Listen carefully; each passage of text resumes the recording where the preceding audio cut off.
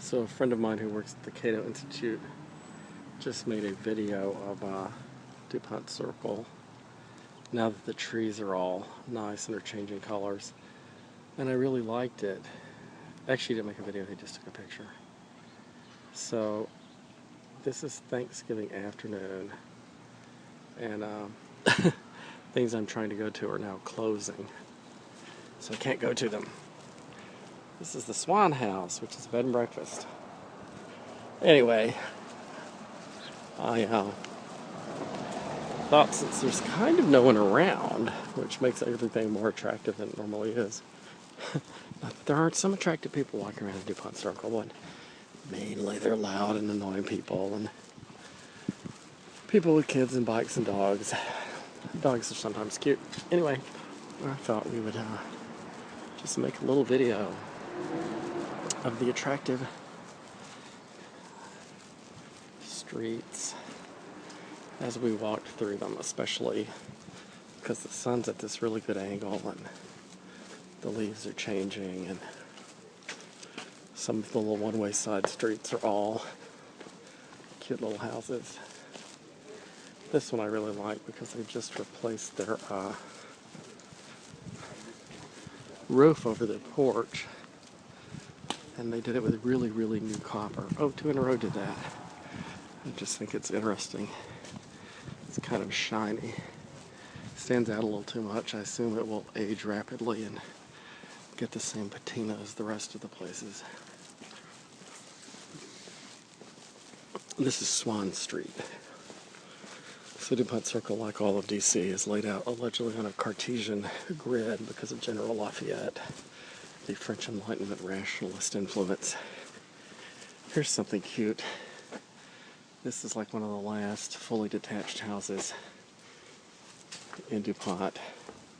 Forever it had this little elderly African-American lady living here. I don't know what happened to her. I hope she's still alive and she simply decided to sell it and retire to something else.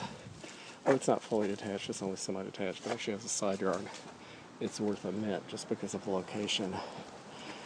Like all renovated inside, especially if they expanded any, given that it's got all this extra space, has to be worth around $3 million. Anyway, these houses are between 1 and 2 if they're done well. Frequently they have a basement rental apartment. Anyway, so Dupont is like the rest of DC. It's not a Cartesian grid.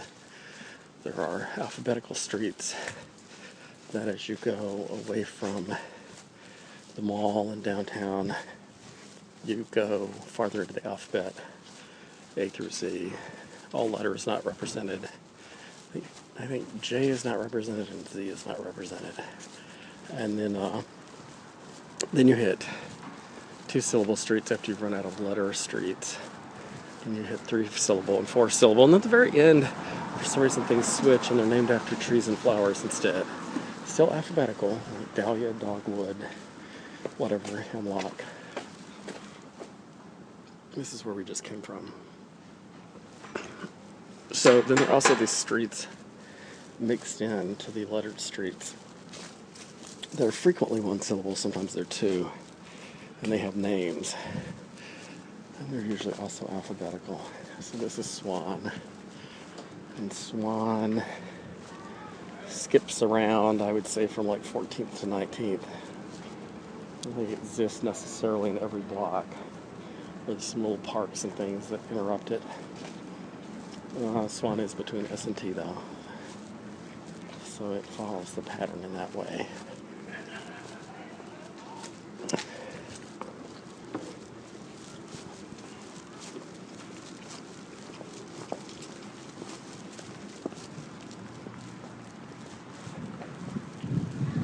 This is 18th Street going up to Adams Morgan, which is up on the hill. It's very commercial.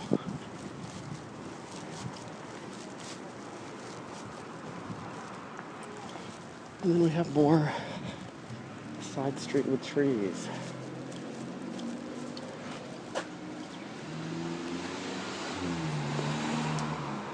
I'm not sure, you can't see this as well as I can because of the sun and shadow interrupting it. I don't know if it has some classical antecedent or not. I've actually never paid attention. They're up there too. But I think, again, you can't see them as well as I can, given the sun and shadow.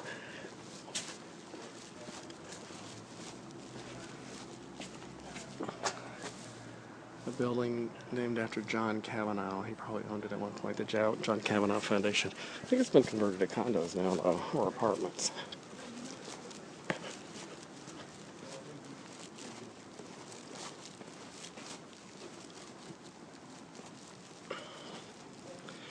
Far in the distance, over everything else in the sunshine, is a very modern office building. I think that is the American Geophysical Union building. I could be wrong, but I think so. And I think these are ginkgo trees, which may have Japanese origin. I know they have them in Japan too.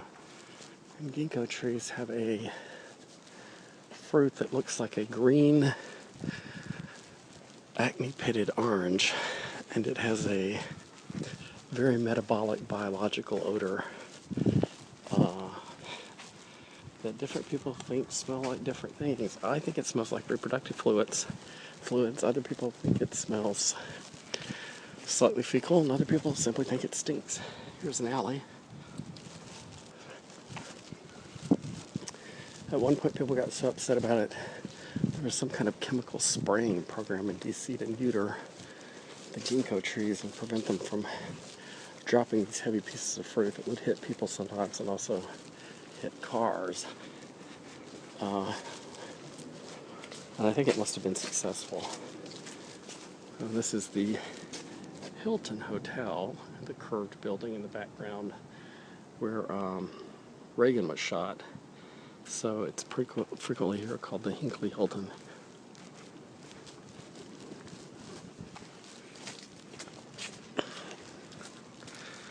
One of these buildings is the Italian Cultural Center. It has some relationship to the Italian embassy, but it's where cultural things are done.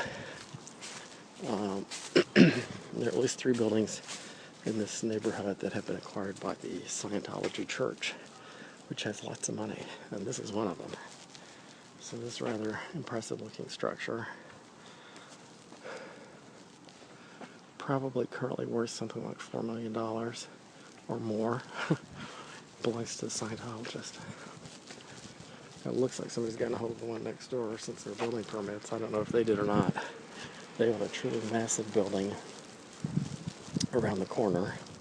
And they also own what used to be a 9 or 10 story apartment building a few blocks from here. So I don't know what other holdings they have.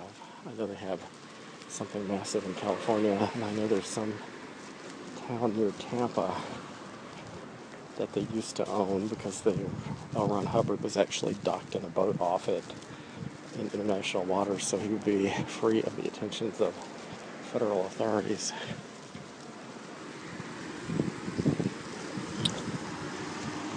This is S Street. One of the editors of Reason Magazine lives down there. Reason Magazine itself is over here, a few blocks. Anyway, I was just going to make a little 10-minute tape. So